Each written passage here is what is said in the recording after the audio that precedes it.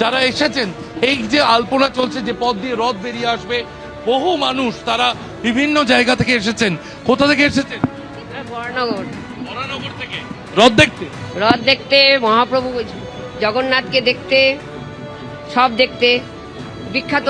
আসেন না, এবার আমার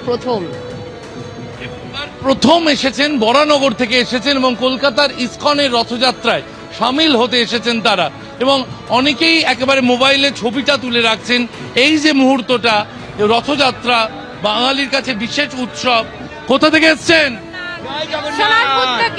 সোনারপুর থেকে। প্রতি বছর আসেন? হ্যাঁ, প্রতি বছর আসি। আমরা এসেছি সেন্ট্রাল ক্যালকাটা থেকে। সেন্ট্রাল ক্যালকাটা, সেন্ট্রাল এভিনিউ, টপিক্যালের অপোজিটে। বিভিন্ন জায়গা থেকে, কলকাতার বিভিন্ন প্রান্ত থেকে মানুষ তারা রথযাত্রায় সামিল হতে অ্যালবার্ট রোডে এসে পৌঁছেছেন এবং সেখানে ইসকনের যে আয়োজন চলছে তা তারা উপভোগ করছেন। একটু পরেই মুখ্যমন্ত্রী শুভেন্দু অধিকারী তিনি আসবেন এই অ্যালবার্ট রোডে।